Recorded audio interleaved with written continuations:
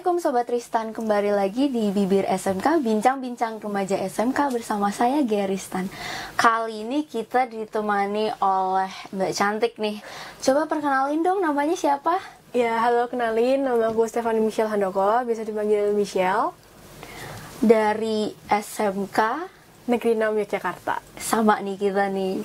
Ini Mbak Yani, Mbak siapa nih akrabnya dipanggilnya? Michelle. Mbak Michelle itu ketua OSIS sekaligus salah satu siswa berprestasi. Kemarin sempat menang LKS ya? Ya. Juara 1 di tingkat provinsi. Gila, keren banget. Kamu ini asalnya dari mana nih? Kebetulan aku asalnya dari Jawa Timur.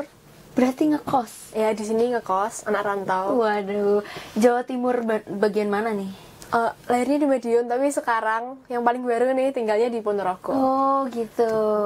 Kenapa kok bisa tahu sih sekolah di sini? Apa ada masuk sini tuh keinginan sendiri atau ada dari orang tua? Awalnya itu dari kakak saya, dia itu juga SMK, cuman nggak di sini, dia ambil SMK lain di Jogja juga.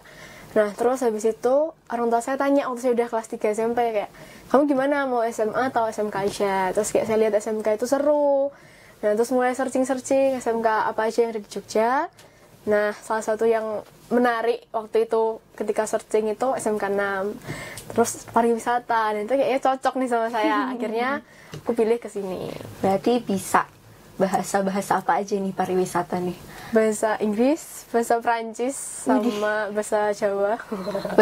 Bahasa Indonesia juga. Bisa. Aku juga bisa bahasa Jawa. Cuma 1-2 kata doang tapi.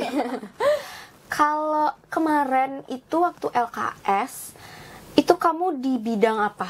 Bidangnya tourism industri, karena kan jurusanku usaha pesanan wisata, jadi lombanya tourism industri.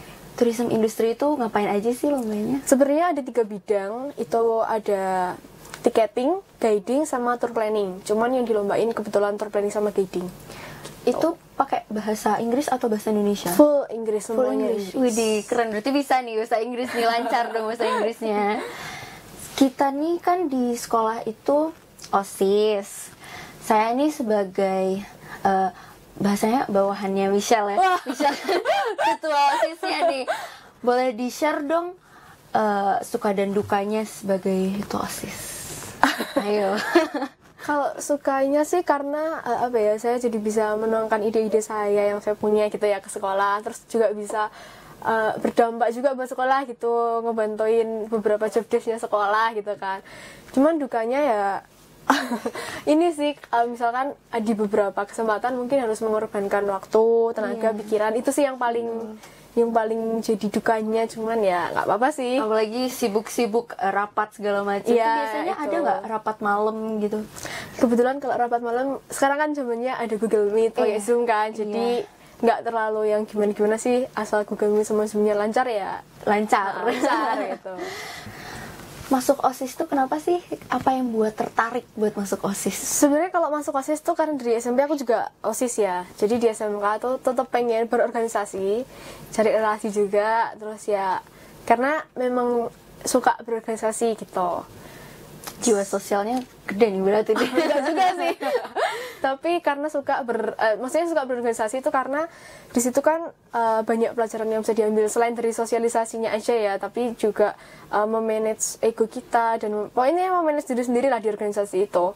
Terus bagaimana kita bisa berbaur dengan orang lain yang bisa beda banget nih sama kita latar belakangnya, tapi gimana kita tetap get along sama mereka, kayak gitu sih. Sebagai ketua OSIS tuh kan harus bisa membagi waktu ya. Pasti kan. Nah, membagi waktunya gimana sih kalau versi kamu nih? Kalau versi aku ini sih, maksudnya kita buat prioritas, mana yang penting, mana yang penting mendesak, penting tidak mendesak, tidak penting, dan yang paling mendesak. Nah, itu yang di situ nanti kita kayak list gitu apa aja keperluan kita, maksudnya yang harus dijalanin gitu. Nah, diurutin dari yang paling penting sampai yang paling nggak penting, jadi dari situ sih manage waktunya. Berarti ada daily plannernya gitu? Kalau aku iya, karena aku harus catat setiap hari aku tuh mau ngapain aja nih hari ini, kalau nggak aku lupa tuh. Jadi aku punya daily planner. Daily planner ya, emang penting banget berarti daily planner ya. Ya itu caraku, kalau kan orang kan beda-beda tuh cara manage waktunya. Kalau aku kebetulan memang harus based on apa yang harus aku kerjakan hari itu gitu. Berarti disiplin dong, tersusun. Untuk yang prioritas iya, tapi kalau yang nggak prioritas ya nggak sedisiplin itu sih maksudnya. Kalau untuk yang prioritas iya, misalkan prioritasnya sekolah ya sekolah, terus nugas. Tapi kalau misalkan yang tidak prioritas main gitu ya kalau misalkan nggak bisa di hari itu, ganti hari juga nggak apa-apa gitu. Yang penting ada istirahatnya gitu ya? Iya, yang penting tetap harus ada istirahatnya. Kalau jadi ketua OSIS, itu kamu tuh kenapa? Kemauan sendiri atau ngelihat dari kakak misalkan atau teman kamu ada yang menjadi ketua OSIS gitu? Enggak sih, kalau jadi ketua OSIS tuh sebenarnya gimana ya? Itu kan seleksi kan? Bukan maksudnya kayak aku mau jadi ketua gitu kan, enggak. Nah kebetulan di SMP udah ada pengalaman jadi ketua juga. Jadi waktu di SMK jadi ketua nggak terlalu kaget. Cuman kalau dibilang maksudnya kenapa mau jadi ketua OSIS, sebenarnya juga ya gimana kan kita kan dari seleksi itu kan jadinya bukan karena kemauan kalau waktu seleksi juga nggak kepilih kan ya gimana gitu kan. Berarti ya kalau udah kepilih, kalau aku sih lebih ke udah kepilihnya terus gimana gitu. Kalau udah kepilih ya harus tanggung jawab sama tugas-tugasnya. Terus apa yang kita omongin, maksudnya kayak kita kampanye itu tuh apa yang kita janjikan ya kita penuhi, kayak gitu aja sih. Berat nggak jadi ketua OSIS? Berat enggak sih sebenarnya. Ya gimana kan ada yang bantuin juga, maksudnya anggota-anggota yang lain juga pasti bantuin. Cuman mungkin beratnya tuh kadang kalau misalkan udah mulai agak nggak aktif kayak gitu aja sih. Kalau program OSIS-nya apa aja nih di SMK-nya? Kalau yang ini yang paling deket-deket atau udah jalan nih? Udah jalan boleh, yang paling deket juga boleh. Kalau yang udah jalan, lomba-lomba. Biasanya kita lomba-lomba sih, lomba-lomba online. Karena kan waktu itu kan pandeminya, kita kan belum masuk sekolah tuh. Nah, jadi lombanya tuh rata-rata online. Banyak sih lomba-lomba, biasanya lomba-lomba. Terus bakti sosial juga. Nah, kalau yang terdekat HUT sama bakti sosial lagi sih, gitu. Kalau event yang sekarang nih, kan kita kelas 11 tuh kebanyakan sudah PKL ya? Iya. Itu kita diurusnya tuh event-eventnya sama adik kelas kah? Atau kita masih ikut campur kah? Ya, jadi OSIS itu punya PHO, Pelaksana Harian OSIS, yang anggotanya tuh full kelas 10. Nah, jadi kita cuma tinggal, mengkoordinir aja gimana progresnya mereka. Terus kalau mereka ada bingung ya silahkan konsultasi ke kita. Tapi biarkan mereka eksplorasi dan jalan sendiri juga. Oh, berarti OSIS-nya hanya mendampingi gitu mendampingi. Ya? Oh, iya. Di tengah kesibukan kayak gini nih, apalagi kamu ketua OSIS, kok bisa sih jadi salah satu dari siswa berprestasi di SMK nih? Kalau misalnya gimana ya? Enggak sih, karena aku tuh punya prinsip ketika kamu melakukan segala sesuatu itu kasih yang terbaik yang kamu punya. Nah, tapi kan terbaiknya orang itu kan sendiri-sendiri ya. Nah, itu yang terbaik yang aku bisa kasih ya aku kasih gitu. Bahkan sampai ibaratnya nih sampai tidak ada penghabisan pun kalau itu belum yang terbaik juga nggak akan aku kasih gitu. Jadi ya mungkin lebih ke situ, dan pastikan untuk memberikan yang terbaik itu kan ada pengorbanan juga.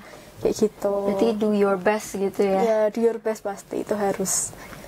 Lomba LKS kemarin itu tadi ada tiketing ya, ada guiding, ada segala macam ya? Enggak, yang tiketing kan nggak dilombain. Tiketing itu salah satu kompetensi, cuman kebetulan di provinsi nggak dilombain, jadi ada tiketing, ada tour planning sama guiding. Tour planning sama guiding itu kayak gimana sih? Kalau tour planning itu kita arrange tour package dari awal, benar-benar dari tamu kita transfer in dari bandara ke hotel sampai hari terakhir mereka transfer out dari hotel ke bandara lagi. Terus ya kita sesuaiin dengan soal yang dikasih juri. Jadi soalnya gimana, terus kita harus arrange sesuai. Ibaratnya soal yang dikasih juri itu request dari customer gitu kan. Udah kita arrange semuanya, mulai dari tour program sampai tour costing, sampai tour pricing juga, sampai pembuatan brosur. Nah udah itu harus full English semuanya.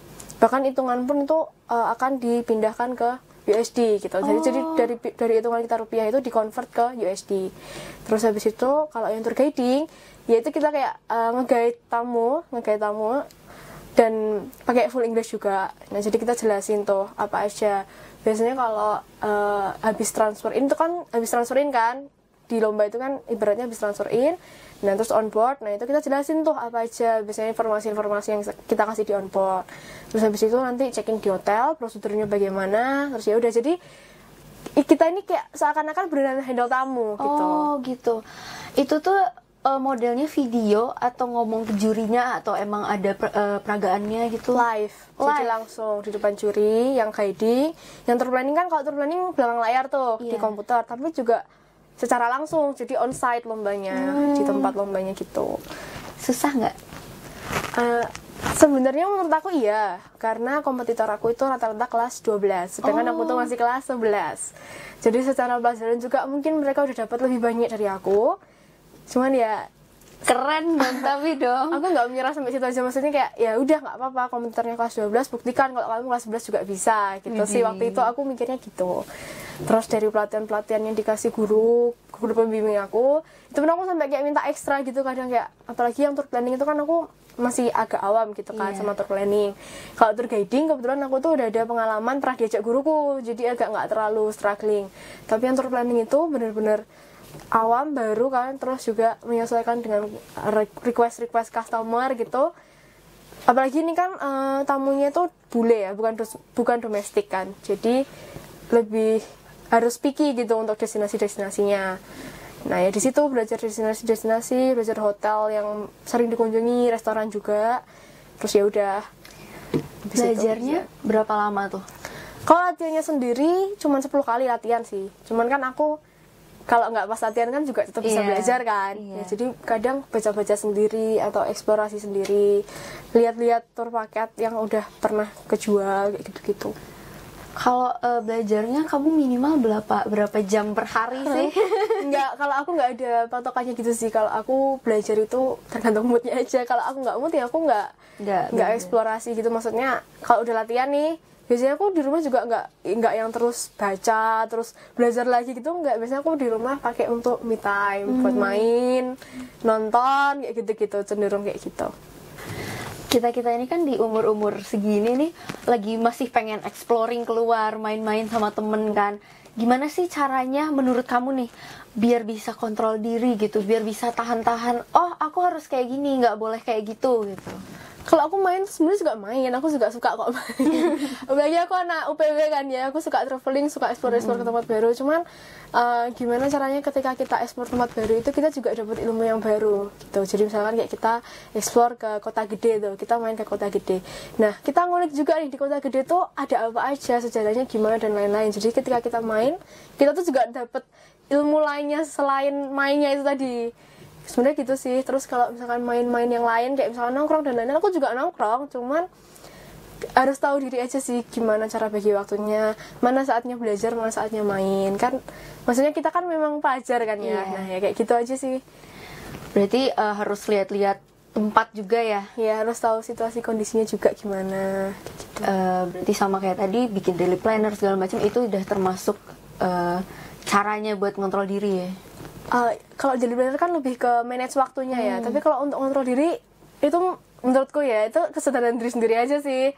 Kayak gimana kita memanage diri kita sendiri itu kan kesadaran diri sendiri. Orang lain mau ngatur kita kayak apa juga, kalau kita tetap nggak bisa kontrol ya nggak bisa gitu. Betul. Kamu itu setelah lulus dari SMK itu ada planning mau jadi apa, atau mau lanjut kuliah atau langsung kerja? Kuliah sih yang pasti. Kuliah. Cuman di sela-sela kuliahnya itu aku pengen ada nge-freelance sekali-sekali kayak gitu. Freelance-nya jadi apa nih? Kalau freelance sebenarnya banyak ya. Kalau apalagi di dunia pariwisata, di industri pariwisata tuh banyak. Bisa di MICE, bisa di guiding juga. Cuman paling banyak di MICE. Kita event kayak gitu. Paling banyak di MICE itu kayak gimana? MICE itu kan meeting, incentive, exhibition sama conference sama exhibition kan MICE. Terus kalau biasanya di event itu kita bisa nge-freelance-nya kayak misalkan sekarang aku PKL nih. PKL kan di tempat MICE juga. Nah biasanya kalau ada event kita diajakin nih yang anak-anak PKL-nya itu, jadi ngerti gimana nge-handle event dan lain-lain. Nah biasanya kalau ada event gede itu mereka butuh yang namanya freelance. Nah freelance-nya itu nanti ya kerja sesuai event yang sedang dikerjakan. Yang terakhir itu jadi escort. kayak gitu. Cuman aku enggak sih, waktu itu aku karena aku diajakin ke Jakarta buat urus event dari kementerian gitu. Nah ya jadi Berarti aku udah pernah runner gitu. Kalau aku runner waktu itu. Oh, berarti udah Showcase. ada ini ya, udah ada pengalaman gitu ya. Ya kalau pengalaman ada sih, guiding kebetulan udah ada, terus mais juga kebetulan udah ada. Jadi tinggal ngembangin lagi aja mau gimana ke depannya. Makanya lanjut kuliah. Mau lanjut kuliah. Rencananya mau lanjut kuliahnya di universitas mana nih? Masih rahasia itu. rahasia. Kalau Rahasia ini. cita-cita nih. Cita-cita, semua orang pasti punya cita-cita kan. Cita-citamu apa sih? Kalau cita-cita goals of life-ku yang paling nanti, pokoknya itu jadi goals of life-ku, aku traveling. Cuman kan sebelum kita traveling itu kan kita harus mengumpulkan pundi-pundinya dulu Yeah. nih. Nah jadi ya masih mau kerja di bidang yang masih berhubungan dengan industri pariwisata tentunya. Karena aku udah secinta itu sama pariwisata. Widih. Berarti ada keinginan mau jadi kayak pramugari gitu nggak? Enggak, kalau pramugari enggak. Enggak. Enggak Kenapa sih. tuh? Memang enggak minat aja dari, maksudnya kayaknya itu bukan aku banget gitu. Gitu. Kelas plus ini udah mulai PKL kan ya? Udah. Bagi waktunya tuh masih susah nggak kamu? Ini kamu memegang 3 job desk Kalau kebetulan kalau bagi waktu tuh bukan hal yang susah ya buat aku, karena maksudnya dari aku SMP tuh udah terbiasa. Karena sejak SMP kan aku juga udah merantau tuh. Jadi kalau masalah bagi waktu sebenarnya bukan struggling utama aku sih gitu. Struggling utamanya apa nih? Mungkin kalau aku lebih ke penyesuaian ke lingkungan yang baru ya, karena kan dari Jawa Timur pindah ke provinsi lain yang ini bukan tempatku nih di sini. Nah, gitu sih. Kalau PKL menurut kamu gimana sih? Menyenangkan kah? Susah kah? Buat ada problem apa di kamu selama menjalankan PKL itu? Kalau PKL kan kebetulan aku 1 bulan tuh waktu itu online di Museum Jakarta, itu online, dan itu menurutku minim ya dramanya. Nah terus selanjutnya ini mulai offline, mungkin tetap ke ini sih, penyesuaian diri aja di industri. Terus juga ya itu aja sih, maksudnya kita gimana kita menyesuaikan diri kita sama industri, butuhnya industri itu kayak gimana kayak gitu. Karena kan kriteria industri.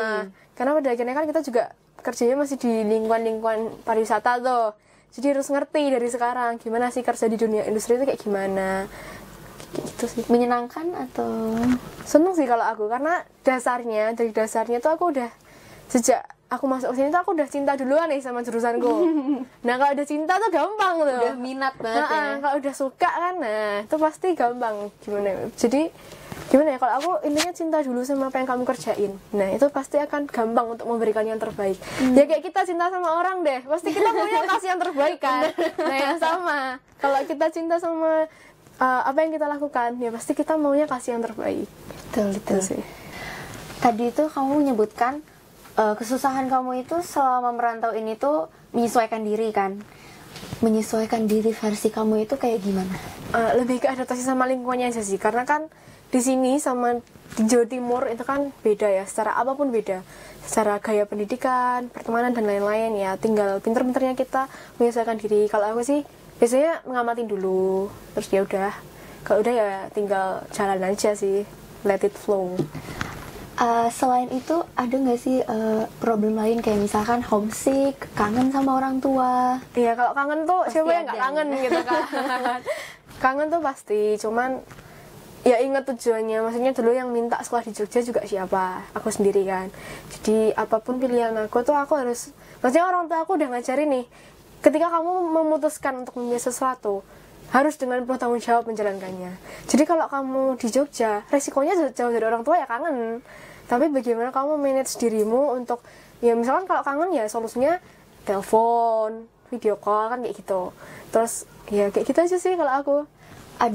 Kamu ada waktu kayak misalkan pulang ke Jawa Timur atau emang orang tuamu yang nengok? Nah itu tergantung. Kalau libur pasti aku yang pulang. Tapi kalau misalkan nggak libur, terus orang tua aku udah kangen banget nih, ya mereka yang main ke Jogja. Jadi menyesuaikan aja kita. Berarti kamu pulangnya sendiri dong? Naik kereta sendiri sering, tapi dijemput juga pernah sih. Nah, sekolah SMK 6 ini kan sudah dicap sebagai sekolah ramah anak kan. Menurut kamu sebagai ketua OSIS nih, sekolah ramah anak itu yang ideal tuh kayak gimana sih? Menurutku cuma satu sih, nggak diskriminatif. Udah itu aja. Ketika nggak diskriminatif tuh berarti udah sekolah ramah anak. Udah gitu. biar nggak ada bullying juga ya. Ya. Sebagai ketua OSIS, kamu itu pasti akan mengalami itu yang namanya gosip-gosip. Itu kelas itu bullying gini gitu. Itu kamu menanggapinya tuh gimana? Kalau kebetulan kalau kelasku kan nggak ada konflik yang gimana-gimana ya. Mungkin kalau kelas lain ada konflik gimana-gimana sih, biasanya ini cross check dulu, bener nggak nih kayak gini. Terus biasanya aku tanya ke pembina OSISku sih, ini harus gimana gitu. Cuman biasanya kalau di sini tuh tertangani dengan baik oleh guru BK udah di sini ya. Jadi maksudku ketika ada kelas lain yang mungkin problematik atau mungkin nggak harus kelas, mungkin ada anak-anak yang problematik gitu kan. Nah mungkin OSIS itu cuma bisa ngingetin karena memang bukan ranahnya OSIS nih untuk kasih hukuman, untuk kasih diskors itu kan bukan ranahnya OSIS ya. Nah mungkin OSIS itu cuma bisa kasih contoh, jadi teladan itu aja.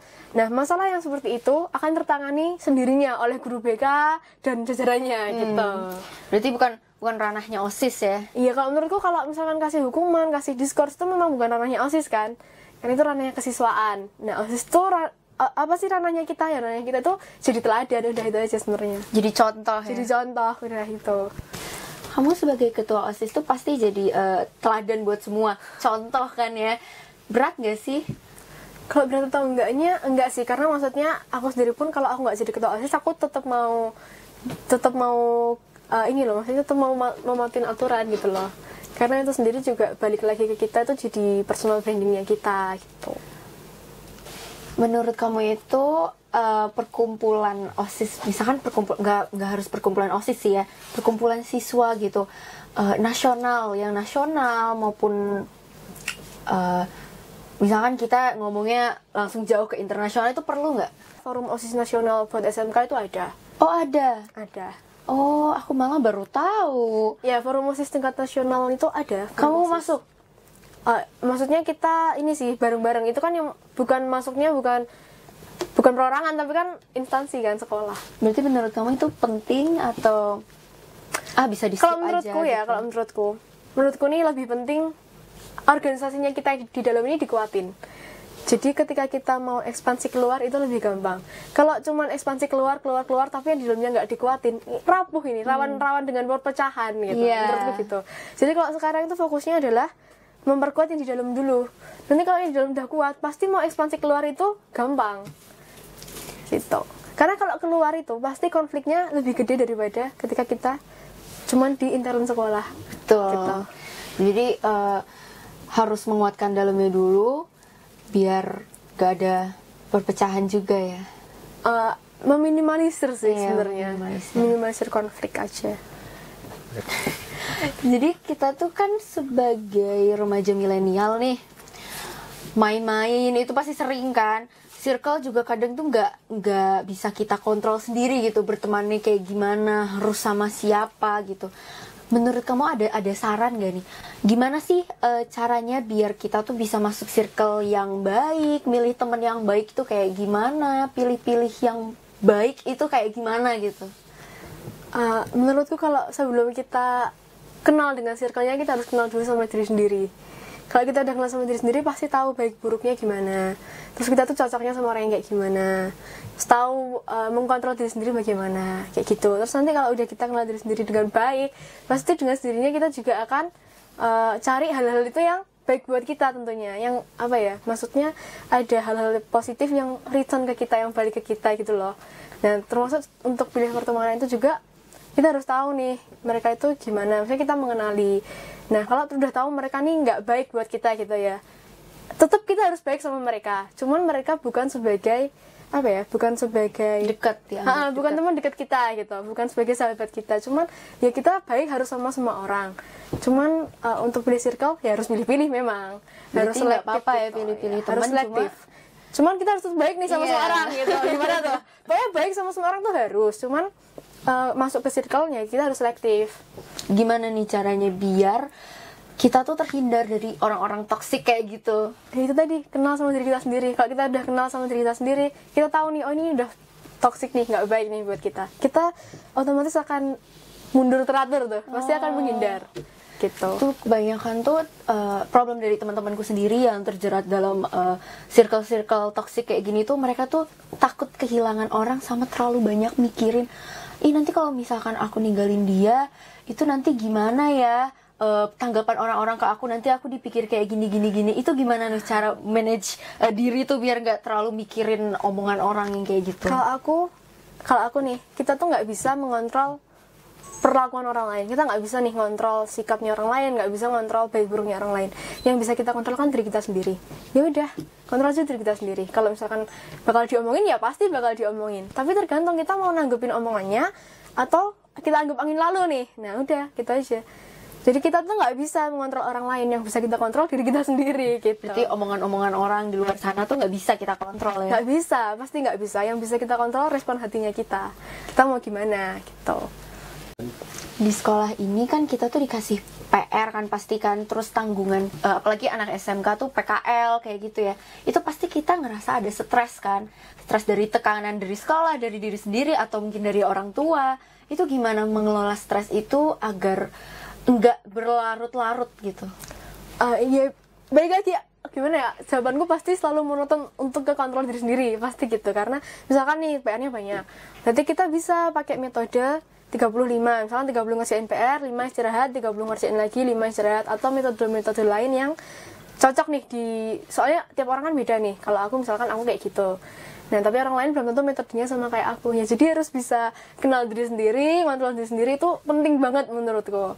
Belajar juga orang-orang nggak bisa langsung yang kayak gitu kan, langsung kayak jerep 30 menit belajar gitu, nggak bisa kayak gitu kan. Nah, berarti emang harus mengenali diri, harus tahu metode belajarku nih yang seperti apa kayak gitu. Berarti harus banyak-banyak ke explore diri ya. Ya pasti itu, karena itu yang works di aku, maksudnya itu yang aku lakukan. Jadi aku bisanya jawab yang aku lakukan sih. Berarti sebelum mengeksplor yang luar, explore dulu diri sendiri biar bisa berbaur sama lingkungan luar ya. Iya, betul. Untuk Sobat Tristan di luar sana nih, dari kamu ada nggak saran-saran buat Sobat Tristan di luar sana biar kita tuh jadi remaja yang kreatif, inovatif, dapat mengontrol diri, jadi yang terbaik lah. Yang terbaik versi diri kita sendiri kan. Betul. Ya pastinya balik lagi nih, kenali diri sendiri dulu dengan baik. Karena kalau kita udah kenal sama diri kita tahu maunya apa, kita tahu kita harus ngapain. Nah, kita lebih mudah untuk memberikan yang terbaik. Juga cintai apa yang kita lakukan sekarang. Karena mau gimana pun kalau kita nggak cinta itu lebih susah untuk kasih yang terbaik gitu kan. Itu aja sih, sama ya kenal diri sendiri kayak tadi. Misalkan PR tuh banyak, mungkin kita bisa juga pakai metode lain, misal kerjainnya di kafe, nggak harus di rumah terus. Banyak-banyak kenal diri sendiri lah. Iya, banyak-banyak explore diri sendiri itu penting ya, buat diri sendiri, buat orang lain juga ya. Mendekatkan diri kepada Tuhan juga jangan lupa kan. Nah, ya, jangan lupa itu, pasti itu penting. Oke Sobat Tristan, demikian bincang-bincang kita hari ini bersama Michelle, Ketua OSIS dari SMK Negeri 6 Yogyakarta. Terima kasih ya sudah meluangkan waktu, padahal lagi sibuk-sibuknya ini. Nggak sibuk ya, lagi libur PKL-nya. Iya, lagi libur. Jangan lupa subscribe, like, share, dan komen. Semoga kita semua menjadi generasi yang kreatif dan inovatif. Wassalamualaikum warahmatullahi wabarakatuh. Dadah, bye-bye.